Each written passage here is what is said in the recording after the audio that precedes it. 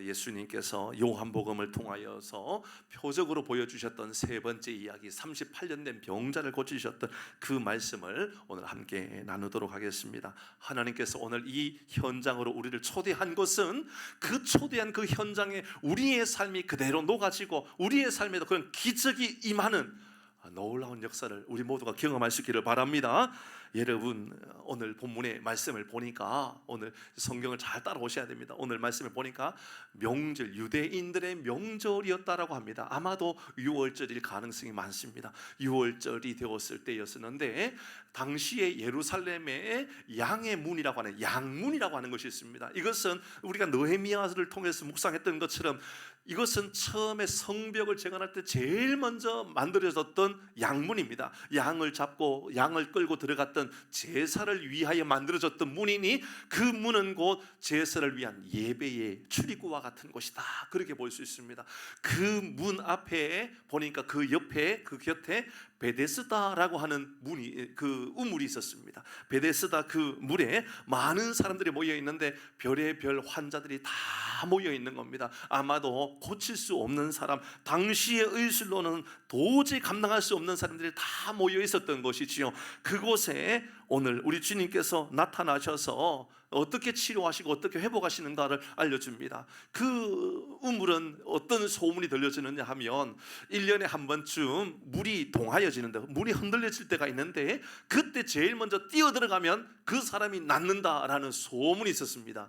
근데 실제로 나았는지는 성경이 기록하고 있지 않으니 우리가 그 말씀은 핵심도 아니고 그 말씀은 우리가 다가설 이유는 없습니다. 여러분, 그런 신화적인 신비적인 이야기일 뿐이지 않습니까? 물에 제일 먼저 뛰어들어가는 사람이 낫는다. 낫는 사람은 누가 있었습니까? 아무도 없었잖아요. 그냥 그렇게 사람들이 모여 있었던 겁니다. 소문을 듣고 그렇게 모여 있었던 것이지요.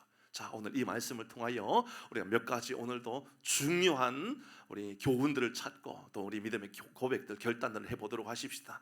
여러분, 오늘 본문의 말씀 4절의 말씀을 보기를 원합니다. 4절 같이 합니다. 시작. 이에 천사가 가끔 못에 내려와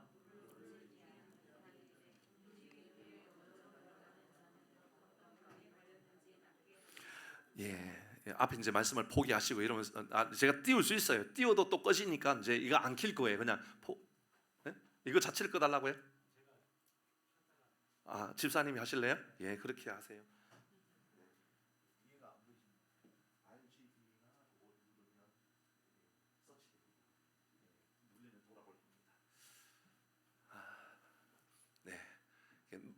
뒤에 있는 분들 뭐 보시면 좋겠다 그러니까 집사님 그렇게 해주시면 좋을 것 같습니다. 자, 여러분 한번 생각해 보겠습니다. 오늘 이 4절의 말씀에 보니까 그 중에 먼저 내려간 자가 고침을 받았다 그랬습니다. 그죠? 지금 어디에 있죠? 베데스다입니다. 베데스다는 벳헤세드지요. 벳은 우리가 알고 있는 베들레헴의 그 벳하고 똑같은 집을 의미하는 겁니다. 헤세드는 자비지요. 그러니까 자비의 집입니다. 자비의 집인데 제일 먼저 내려가는 자가 낫는다 그랬습니다. 그럼 거기에는 자비가 있는 겁니까? 잔혹한 곳입니까? 자비입니까 그게? 잔혹한 곳 아닙니까? 자비라면 그러면 안 되지요. 자비라면 누구나 나아야지요. 자비라면 제일 먼저 나가는 이 경쟁 속에 살면 안 되지요. 자비라면 누구든지 그곳에 모이면 낫게 되는, 뭐 하다못해 그 물이라도 한 잔 마시면 낫게 된다, 뭐 그러면 자비라 말할 수 있겠습니다. 뭐 자비가 무슨 자비입니까? 이게 잔혹함만 남아있는 거죠. 여러분, 이것이 세상 같지 않습니까? 때로는 세상에 경쟁을 해야만 이기고 1등해야만 이기고 뭐 세상에 이 명성을 얻어야만, 뭐 대단한 사람이 되어야만, 뭐 별이 되어야만, 그래야 출세해야만 뭐 성공한 사람이라고 인정해주는 시대에 오늘 우리에게 주시는 이 메시지는 이게 우리의 세상이구나, 이게 우리의 삶이구나, 이러면 다 이렇게 살아가는 거예요. 여러분, 자비의 삶을 살기를 원하지만 우리의 삶의 현장은 자비가 아니라 잔혹한 현실만 남아있는 것, 1등 아니면 인정해주지 않고, 그래서 나쁜 마음을 가지고 살아가는 사람들도 얼마나 많은지 모르는 그런 시대에, 그래서 그곳에 자비의 집이라고 하는 그곳에 많은 사람이 모여서 떠나지 못하고 있는 거예요. 내게 혹시나 자비가 있을까? 내게 혹시나 누군가가 자비를 베풀어 줄까 생각하지만 아니요. 여러분, 이 38년 된 환자는 절대로 자비를 얻을 수 없는 잔혹한 현실을 맞닥뜨리고 살아가는 거죠. 여러분, 이것이 우리의 모습일 수 있다는 거죠. 세상에 나가서 우리의 삶을 살아가는데 혹시는 내 주변의 사람들은 어떤가? 그래서 제 아는 주변에 있는 사람들 중에는 교육자임에도 불구하고, 아니 부교육자임에도 불구하고 자기 친구와의 이 경쟁적인 집의 평수로 다투는, 남편과 다투는 그런 삶을 살아가는 사람도 보았습니다. 내 친구는 몇 평 사는데, 내 친구는 어떤 차 타는데 당신은 말이야 사역하면서 아니 이 정도밖에 못하냐고. 예, 사역하니까 이 정도밖에 못하는 게 현실이지요. 그렇게 살아가는 게 뭐가 어때서요? 그런데 그렇지 않다라는 거지요. 그게 늘 자기를 힘들게 하고 늘 고통 속에 빠지게 하는 거죠. 더 고통스러운 이야기 해드릴까요? 제 주변에 어떤 목사님은 이 문제 때문에 이혼도 했어요. 당신은 왜 그래밖에 못 보냐고. 당신은 왜 내 주변에서 가장 가난하냐고. 세상은 잔혹한 것 같아요.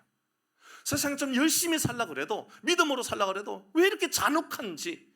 교회 안에도 부자가 되지 아니하면 인정받지 못하는 것처럼 보여지고, 많은 헌금을 해야만 인정받는 것처럼 보여지고, 그래서 야고보서 1장에 나오는 것처럼 금은 가락지를 큰 거를 끼고 나오는 사람은 빨리 오세요, 오세요. 제 앞자리 여기가 당신의 자리입니다라고 말해주고, 아무것도 가진 거 없으면 왜 여기 앉았습니까? 저 뒤에 구석진데 기둥 뒤에 앉으세요. 혹시나 이런 사회에 우리가 살고 있지 않는지, 교회에서도 이런 모습이 우리 안에는 있지 않는지 돌아봐야만 합니다.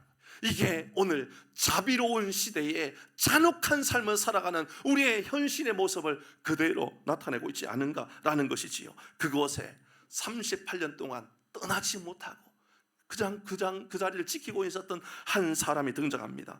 평생 누워 있었다 그럽니다. 아마도 사지가 마비된 것이지요. 그 사람은 여기에 있지만 낫고자 하는 희망을 가지고 있는 것이 아닙니다. 그에게 무슨 희망이 있습니까? 물이 동할 때 제일 먼저 내려가면 낫는다고요? 그래서 그 일을 경험하기 위하여 이 사람이 여기 있다고요? 그래서 38년 동안 어떤 도움을 받았는데요? 38년 동안 어떤 자비가 이 사람에게 임하였느냐 말이죠.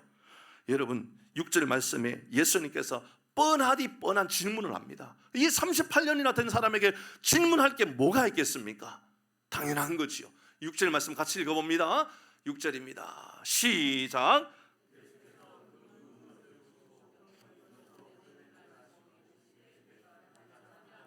내가 낫고자 하느냐? 여러분, 이제 여러분에게 스스로에게 질문해야 됩니다. 내가 진짜 낫기를 원하는가? 내 안에 그런 열망이 있는가? 내 안에 그러한 욕심이 있는가? 내가 정말 제대로 한번 살아봐야 되겠다. 그러한 열망들이 내가 회복되어져야 되겠다. 내 삶이 좀 제대로 된 삶을 좀 살아가야 되겠다라고 하는 그러한 갈급함이 내게 있는가? 관계가 좀 잘 회복되어져서 누구나 내가 만날 수 있고 누구나 아름다운 천국과 같은 삶을 살아가야 되겠다라고 하는 열망, 갈망들이 내 안에 있는가? 예수님께서 너 낫기를 원하느냐라고 우리에게 노골적으로 질문한 겁니다. 우리에게 묻는 것이지요. 여러분, 자비의 땅에서 잔혹한 그 세상 안에 있는 그 사람에게 물었던 그 질문은 38년 된 그 사람이 아니라 우리에게 묻는 것일 수도 있는 겁니다. 다른 사람들이 다 여기 있으니까 나도 여기에 있는 것 아닌가? 오래도록 내가 신앙생활 했으니까 내가 여기 있는 것 아닌가? 내 아버지 때부터 교회를 다녔으니까 나도 여기 다니고 있는 것은 아닌가? 내가 이전부터 목장의 리더였으니까 지금도 여전히 내 목장 리더로 자리를 지키고 있는 것은 아닌가? 내가 장로니까, 내가 목사니까 내가 기도하는 사람이고, 내가 목사니까 설교를 읽는 사람은 아닌가? 내가 목사니까 기도하는 사람은 아닌가? 여러분, 진짜 우리는 어떤 사람입니까? 하나님의 능력을 신뢰하고 하나님의 능력이 우리에게 생명이라는 것을 믿기 때문에 그래서 갈급한 마음을 가지고 주 앞에 서 있는 건가? 아니면 익숙함에 묻어서 그냥 그대로 지난번에 내가 예배 드렸던 그 모습 그대로 하나도 바뀐 것이 없는, 38년이 지났지만 하나도 조금도 변화가 되어지지 않는 우리의 모습은 어쩌면 이 38년 된 이 온몸이 마비되어 있는 이 사람과 다르지 않는 그런 모습이 아닐까요? 여러분, 이것이 우리에게 익숙함이 되어서 간절함이 다 사라져버린 우리의 모습이 아닌가 생각해 보는 겁니다. 우리 교회도 마찬가지인 거죠. 예, 우리 교회요? 그래도 참 감사하죠.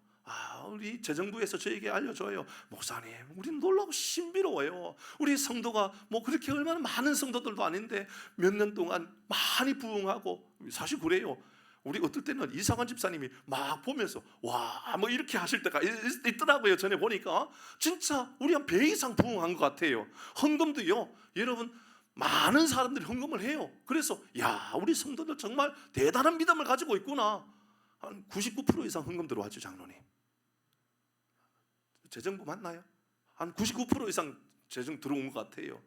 재정 보니까 그런 거예요. 오늘 여러분 재직회 때 재정 보고 하는데 보시면 놀랄 거예요. 이 어려운 시대에 아니 여러분 금리가 올라가가지고 여러분 아파트 이자는 잘 내고 계신가요? 괜찮으세요? 그래도요.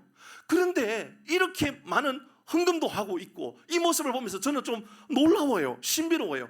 그런데 저에게 묻는 거예요. 저에게 혹시나 목사니까 설교하고 있고 목사니까 여러분을 위하여 기도하고 여기에 머물러 있는 내 모습이 아닌가라는 생각을 가져보게 되는 거죠. 익숙함에 묻어있는 설교자, 익숙함에 묻어있는 권사님들, 익숙함에 묻어있는 우리의 신앙의 모습은 진짜 신앙일까요?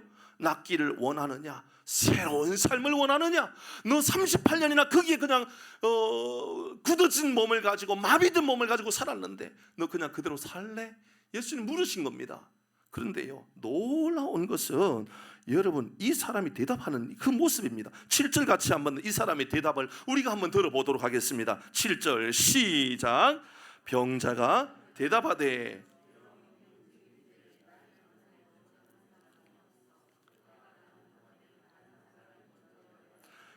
예, 여러분 이거 자칫 잘못하면 이것이 낫기를 원합니다라고 들려질 수도 있지만 좀 다시 한번 더 구체적으로 생각해 보십시다. 이게 낫기를 원하는 겁니까? 물이 움직일 때 아무도 나를 넣어줄 사람이 없다. 평생 그렇게 살았으면서 또 이 말을 하는 겁니다. 평생 이렇게 살지 않았나요? 누가 넣어줘요? 넣어주기를 원하지요. 어떤 사람들이 좀 자기를 들어가지고 물이 동할 때에 좀 제발 좀 넣어주면 좋겠지요. 그런데 잘 생각해 보십시다. 아마 제가 장로님이 앉아 계시다 그러면 장로님 제가 물이 동할 때 장로님 얻고라도 제가 빨리 갈게요. 근데 물이 동하면요, 죄송하지만 장로님은 버리고 제가 뛰어들어갈 겁니다. 내가 나야지요. 그게 현실이라고요. 그게 잔혹함이라는 겁니다. 장로님 잘 됐으면 좋겠지만 내가 더 잘 됐으면 좋겠다니까요. 장로님, 이 경쟁 속에서 우리는 헤어나오지 못하는 우리의 모습 속에 있단 말입니다. 여기에는 지금 세상인 거예요. 베데스다는 자비라고 하는 이름을 가장한, 죄송하지만 잔혹한 현실의 삶이 묻어져 있는 거예요.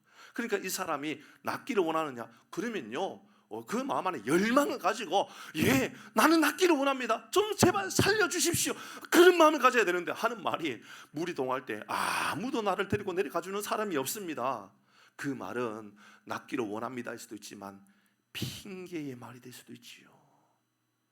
핑계. 나는 이래서 안 되고 나는 저래서 안 된다. 그래서 어제와 별로 다를 게 없는 오늘, 오늘과 별로 다를 게 없는 내일, 지난해와 다를 게 없는 올해, 올해와 다를 게 없는 내년. 그러니까는 매년 매 시간마다 아무런 변화도 아무런 새로움이 없는 그런 연약한 우리의 모습이 그대로 묻어져 있는 거지요.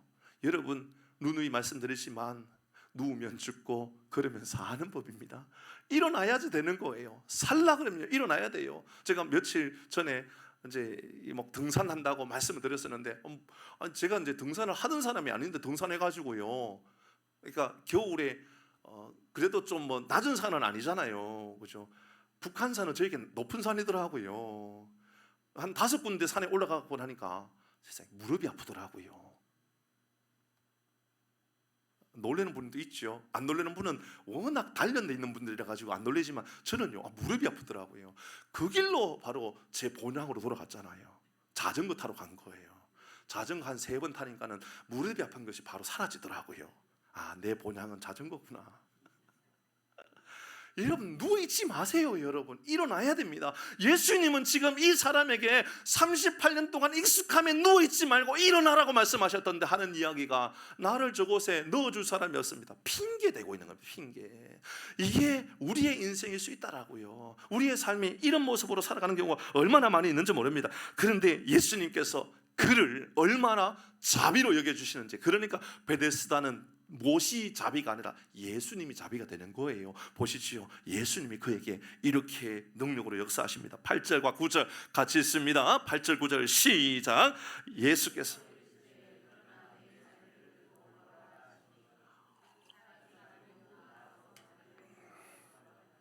일어나 일어나 내 자리를 들고 걸어가라. 그러니까 바로 곧 나아서 자리를 들고 걸어갔다 이렇게 말합니다.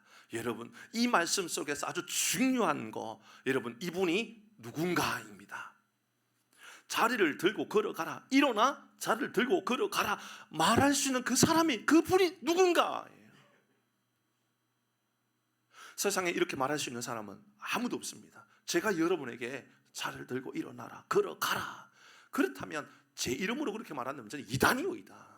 예수의 이름으로 명하노니 우리는 모두 자리에서 일어나 걸어가게 될 것입니다라고 선포할 수는 있습니다. 그렇죠? 선포할 수 있습니다. 그 예수의 이름의 능력이어야 되는 것이지 다른 누군가의 이름으로 한다 그러면 그건 이단인 거예요, 이단. 자, 그것은 나는 신이다에 대한 이야기 지난주 설교 때 다 말씀드렸으니까 지난주 참고하시면 되겠고, 자, 한번 생각해 보십시다. 존 스토트는 이 이야기에 대해서 이렇게 표현을 합니다. 존 스토트는 그는 도대체 누구인가? 그는 도대체 누구인가? 이렇게 말할 수 있는 그는 도대체 누군가라는 거죠. 시대의 가장 악랄한 사기꾼 아니면 하나님이 아니면 이 말을 할 수 있겠는가? 그렇지 않습니까? 일어나라, 자리를 들고 걸어가라, 그렇게 행할 수 있는 이가 사기꾼 아니면, 거짓말쟁이, 이로 인하여 다른 사람에게 많은 돈을 갈취하기 위한 사기꾼 아니면 진짜 그분은 하나님이라는 것이죠. 하나님이 아니시면 어찌 이런 일이 일어나겠느냐라는 거죠. 그러니까 오늘 이 세 번째 표적은 예수가 생명의 주인이시고 예수가 참 하나님이라는 것을 우리에게 보여주기 위한 표적이라는 겁니다. 사랑하는 성도 여러분, 이 말씀을 여러분 우리가 다시 한번 더 조금 더 깊이 생각해 보면 이 현장에 요한이 있었을 것입니다. 요한이, 오늘 본문이 요한이니까요, 요한이 있었을 것입니다. 그리고 베드로도 또 다른 제자들도 이 장면을 보고 있었을 것입니다. 와, 놀랍다. 예수님께서 저 38년 동안 일어나지 못한 환자에게 일어나라, 그리고 이 짐을 들고 다 걸어가라 라고 말씀하셨던 그 현장을 베드로나 요한이 보았겠죠. 근데 그 말씀 그대로 사도행전으로 가보십시다. 사도행전. 요한도 베드로도 성전에 들어가게 되었는데, 성전에 기도하러 제9시 기도 시간에 기도하러 갔는데, 그 시간에 가보니까 그곳에 성전 미문에서, 미문은 성전 입구가 아니지요, 성전 안입니다. 안에 아름다운 뜰입니다. 뜰. 누구냐면 백성들이 다 모여서 예배하기 위하여 모여있는 그 장소예요. 거기에 많은 사람들이 모여 있었던 겁니다. 그곳에 베드로와 요한도 기도하러 올라가는데 그곳에서 구걸하고 있는 안전뱅이를 만났는 겁니다. 여러분, 이만큼 삥 뜯기 좋은 자리가 어디 있습니까? 최고 아닙니까? 여러분 보시지요. 많은 사람들이 예배 드리고 가는데 안전뱅이가 하는 말이, 하나님께서 말이야 가난한 사람을 도와주면 다 갚아주신다 그랬어. 이런 그 할 말이 없는 겁니다. 그렇지요? 그런 사람이 오늘날 교회에 있을까요, 없을까요? 여러분은 만나지 못했을지 모르지만 저는요, 많아요. 어떤 청년은요 저에게 와가지고 고향이 저 어디 멀린데, 저 부산에 사역할 때 자기 고향이 강릉인데 차비로 한 10만 원 필요하다고 좀 돈 좀 달라 그래요. 제가 가서 티켓 끊어주겠다 그러니까 아니 밥도 먹어야 된대요, 뭐도 해야 된대요. 그래서요 제가 알고 그냥 10만 원을 주는 일이 있었어요. 아니 계속 이야기하다 보니까는 이 사람이 나에게 돈을 필요로 하는 거구나, 그냥 주고 말았어요. 근데요 그런 경우가요 이 시대에도 얼마나 많이 있는지 몰라요. 코로나가 터지고 나서요 하남에도 어려운 게들이 많거든요. 와, 여러분 혹시 교회에서 주는 귀리를 드셨던 일이 있었나요? 귀리 교회에서 한번 나눠주는 일이 있었거든요. 드신 분이 계시지요? 그게요 다 사연이 있습니다. 코로나가 터지고 나서 얼마 안 있어서 저보다도 조금 젊어 보이는 분인데 두 내외가 주일날 오후에 자기가 목사래요. 교회를 개척했는데 애기하고 이렇게 3명이서 왔는데 코로나가 터지고 나서 후원도 어려워지고 헌금도 어려워지고 너무 어려워가지고 지금 힘든데 집에 있는 귀리라도 가져와가지고 이거 팔러 다니고 있다는 거예요. 와, 제가 사줘야 됩니까, 안 사줘야 됩니까? 제가 사고 여러분 드셨잖아요. 돈은 제가 냈는데.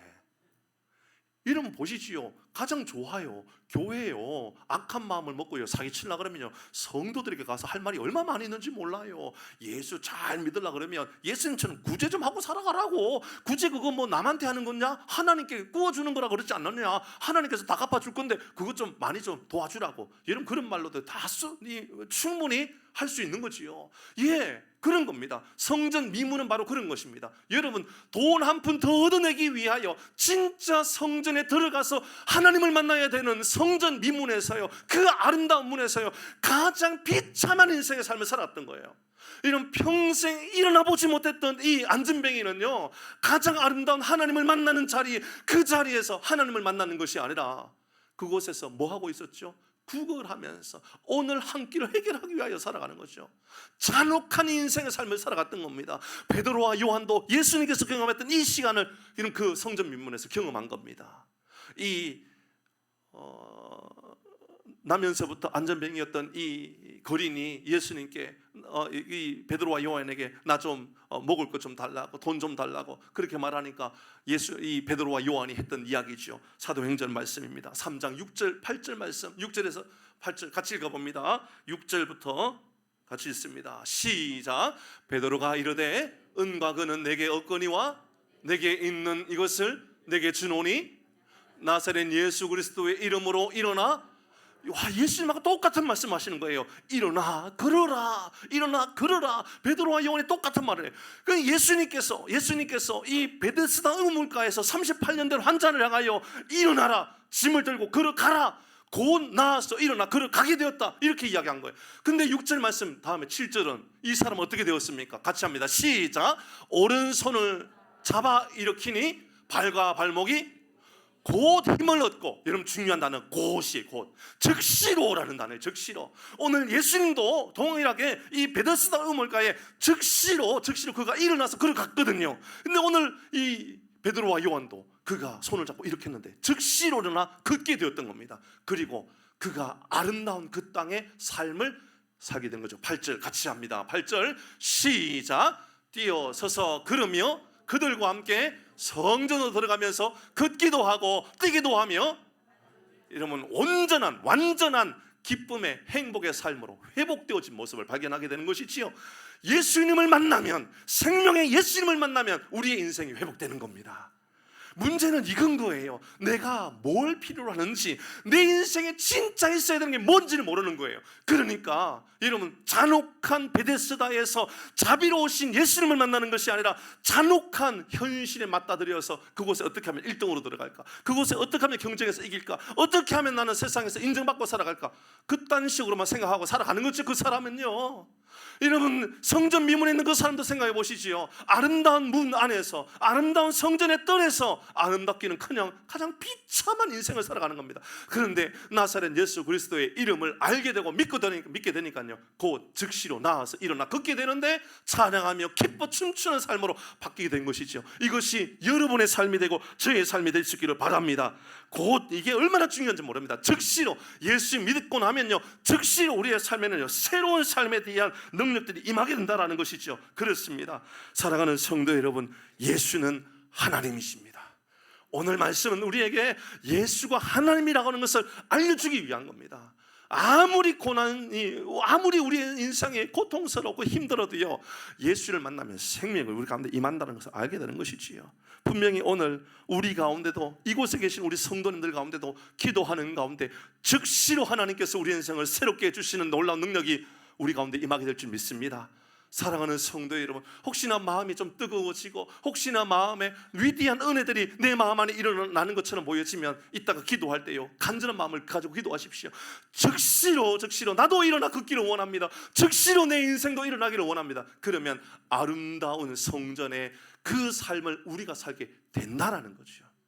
베데스다는 진짜 베데스다를 그때 만나게 되는 거예요. 여러분, 경쟁하고 1등이 되어야 되는 그런 삶이 아니라 자비로우신 하나님을 만나게 되는 이 은혜가 임하게 된다는 거죠.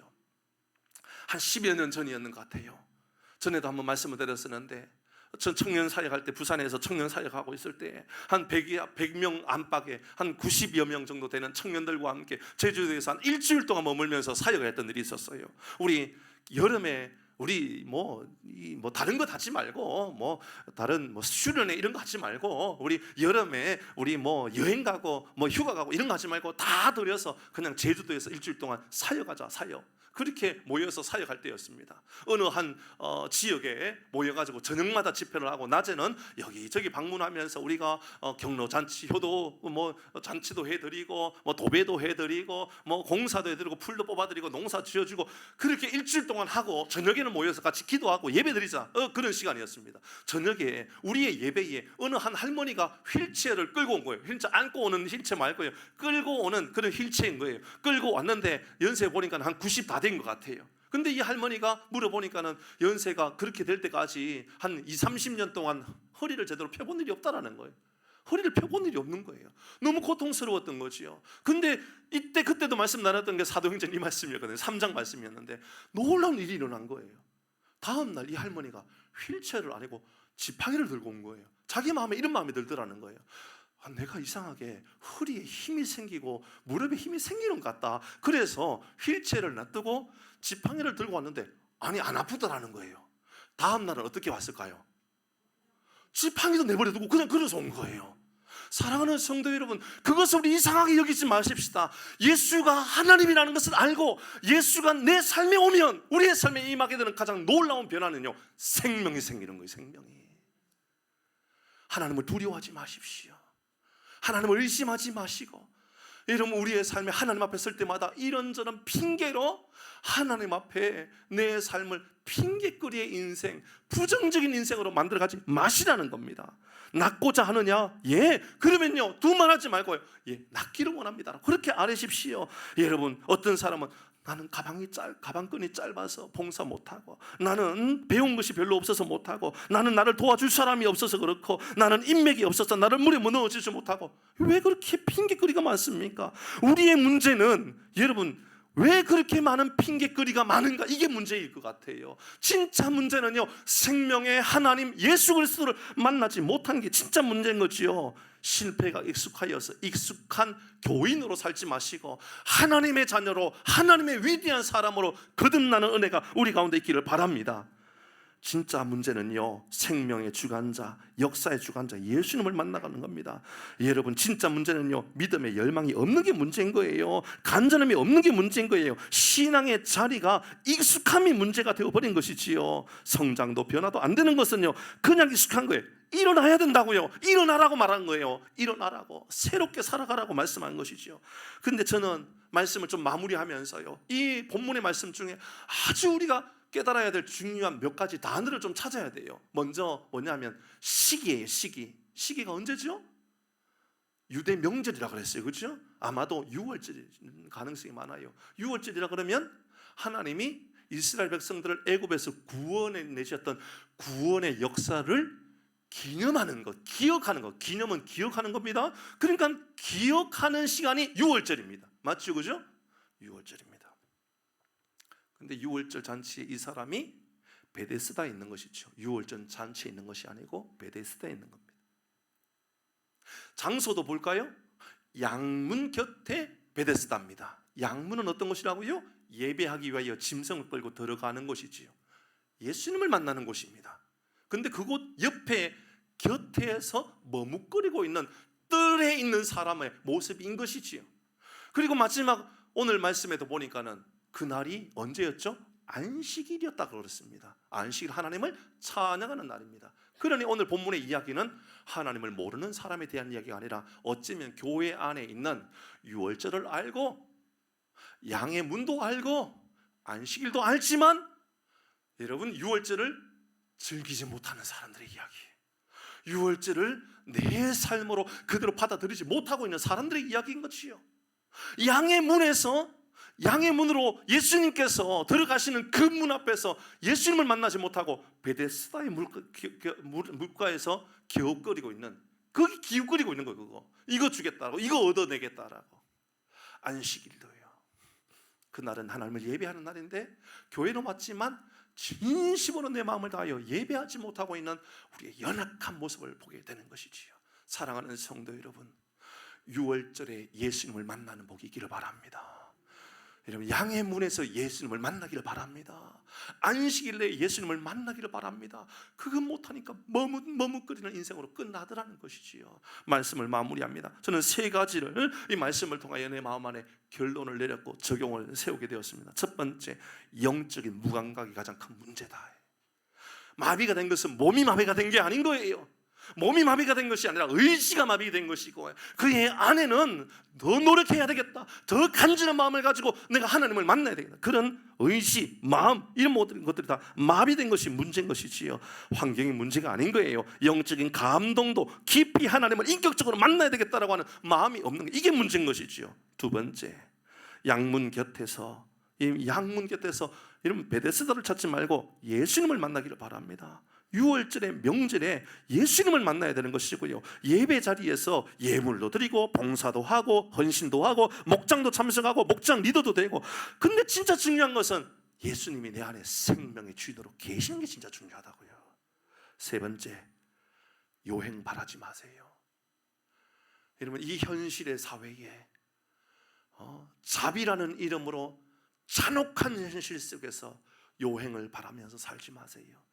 어쩌다 잘 될 거, 그런 거 기대하지 마세요. 어쩌다가 잘 될 거 기대하다 보니 얼마나 많은 젊은 20대 30대 애들이 무너졌어요. 얼마나 고통스러운 사회에 우리가 살고 있습니까? 요행을 기대하지 마시고, 우연히 잘 될 것을 기대하지 마시고, 하나님께서 내게 야, 너 자리에 들고 일어나 걸어가라, 주님 내가 일어나 걸어가겠습니다, 믿음의 선포가 우리 가운데 임하기를 주의 이름으로 축복합니다. 우리 말씀을 가지고 찬양하고 기도하도록 하십시다.